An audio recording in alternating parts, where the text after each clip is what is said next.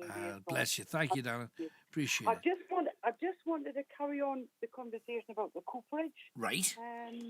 I've got many, many happy memories of time spent in the Cooperage from many years ago. Yeah. Absolutely fun. Oh, I just loved it. And we used to often go from work, like, we have Friday night out when we meet in the Red House and then spend the rest, then walk along to there. Yes. And I also had my engagement party in the Cooperage. Did you? Blimey. And it was the reason for it. I remember at the time we loved going in there, and because the families came from different areas, we were trying to find somewhere where no one family had a long way to travel. Right, yeah. So we wanted somewhere kind of central, and we had it in the Cooperage. And I remember one of the funniest things was obviously at the end of the night, the parents and a lot of older people had been on the whiskies and on the vodkas and stuff and trying to get down them steps. I mean, it was hilarious because I was past myself. I kept thinking, I'm going to have to get ambulance. Yeah, because you're never going to get them up to the top. They've got to come down, haven't they? Well, I know, and by the after a night of drinking sauce and beer and whatever, and it was a nightmare. But I mean, it was a great laugh. But I heard a while ago that there was talk of them like demolishing it, and I just think it's such a shame, Alan, because I think that we seem to be losing a lot of these like iconic sort of buildings that's fought for heritage. Yeah, I agree. And I mean, the Quayside, yes, it's lovely, and when you see it on TV, it makes you very proud. But I think that to get the balance right and do these things in keeping, and even if they made it like as one of your callers said, somewhere like a visitor centre, but you could have a nice restaurant as well, because although there's a lot of nice restaurants along there, I think sometimes if you go somewhere, like when you go to Blackfriars and it's still the original building and places like that with a nice theme. Yeah, but I mean, if you think about it, you're right next to the river down there, and if you had, and we're just thinking out the box, if you had something like they do with places like Beamish, unless Beamish take it down brick by brick and rebuild it on Beamish, but if you could have some of the Beamish style things, like you go in there and you can have your traditional northeastern foods. So instead of going to somewhere for, your traditional takeaway, because let's face it, you can get some amazing food from all over the world down the Quayside. But if you wanted standard, traditional northeastern fare, straight off the boat, because let's face it, other end of the Tyne, you're talking, you've got the jetty where all the boats come in, and but you could make it into a you said a heritage centre, a museum, a place where all the school kids could come and see how people make barrels, made beer, smuggled, all of those kind of things. I mean, I can see it working. It's going to need a big injection of cash to turn it around. Is the thing. To do it. I know. You see, I just feel that obviously we're losing a lot of these places, and it's kids in the future.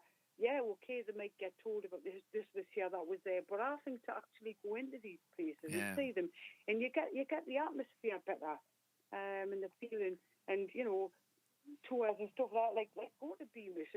You kind of go back to that generation sort of thing. Well, and I just really, it's something I felt quite sad about when I heard, and I just hope that the campaign that they've got going, I really hope that they can keep it, because if you look along both banks of the river, yes, you've got the Red House, and it's a nice house, and it's done to be a nice restaurant, and and it's got a plaque. That's all. Having a plaque is always a nice thing. It's got a plaque. but the bottom line is, it doesn't look particularly old. It doesn't look particularly ancient. And yet, just up the road, you got the Dog Leap stairs that fits in with the Red House story, of course. But around the corner, you've got this work of art with the stairs at the side. Somebody suggested, could it not be a seafarer's or pirate bar? And you're thinking, I'd go back if it was a pirate bar. But you see, that's just part of its history. It's bound to have. If it had people press ganged into serving, some of them would have ended up on a pirate ship somewhere down the line, you would imagine. It's just to have all of that history on our doorstep, and it's still in one piece at the moment. Be just nice to keep it that way, wouldn't it? I mean, that's the lovely thing about Newcastle, and of course, the whole area. There's so much history and heritage here. And I think, really sometimes, it's not making any money. Let's just sell it to somebody and make, a shopping centre or whatever they want. But the Quayside has this habit of there's an old building. Somebody's bought it. But they can't afford to do anything. Suddenly there's a fire. There's always on the Quayside. There's always a fire, miraculous fire that comes along. Hey, those crazy kids, it is always a fire just when you need one. And before you know where it is, it's either accommodation for students, it's a brand new trendy bar, a hotel, or apartment building. I mean. Yeah, we've seen it 1,000 times, haven't we? Though it has the place is burned to the ground, and nothing left of it other than your memories. Yeah. And that's what I mean. It's there are plenty of places if you want. If younger people or whatever your taste is, if you want to go somewhere that's modern and trendy, there's plenty of places. But I do think you've got to keep, because in years to come, a lot of these buildings won't exist. That's the thing. We'll not have any of the original buildings. And I think, I know it will take a lot of money, these things do, but there must be people around, even if it was like a consortium together to do something to restore it, if not for the historical part of it. Mm-hmm. No, absolutely. The interesting thing is, if we were just saying, that used to be a nice bar.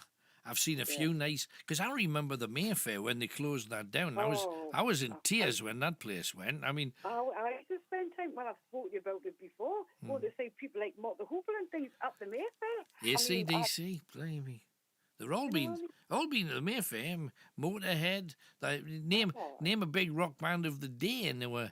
I mean, people from abroad, Ted Nugent, I remember. I mean, amazing gigs at the Mayfair. And the thing that everybody worried about was because there wasn't anything to replace it at the time. I know the O2 Academy's come and done a great job and still puts on a lot of really good bands. Respect to that. But there's still room for a Mayfair, in the great scheme of things. I still feel that. And I mean, we used to go like Christmas and things. I think the Mayfair was unique because it was the way it was with those beautiful chandeliers and the big tables and the place. I mean, the place used to just be fantastic. If you got a band on there when you went to see a band, it was just something about the Mayfair. I haven't got anything like that. The whole place shook, and it's the only place I know where you could ravish a woman in a long coat in the corner. And all that would happen is the bouncer would wink at you and say, "Hurry up, son! Hurry up, son!"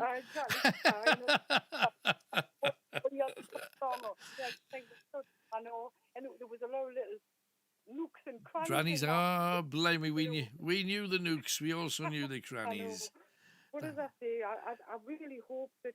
I mean, I'm not on social media, but I'm going to look out for any websites that are going to try and support for the Cooperage, and I'll certainly join that campaign because it's something that I just think is a fantastic building, and we need to keep that building if we can. Right. So that was all my call was about, really, Alan. Well, that's great. Thank you very much for coming on, Sandra. No bother. Great to hear from you. All the best. All right. Take care. Bye-bye. Thanks, Dan. Bye-bye. You see, I didn't want to delve too carefully over the nooks and crannies because people use the nooks and crannies for different things. The Cooperage has just the history. The Mayfair couldn't compare with that other than kind of a rock and roll history. My worst moment at Newcastle Mayfair was when I was unconscious with the drink. I mean, totally and utterly unconscious with the drink and lying upstairs on the carpet. And the band playing was Roy Wood's Wizard. See My Baby Jive. Oh, yeah, I think so. And Roy Wood's Wizard was playing.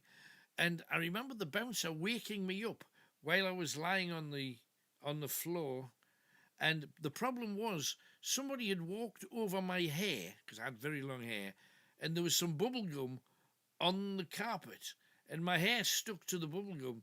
And he couldn't rip me off the bubble gum.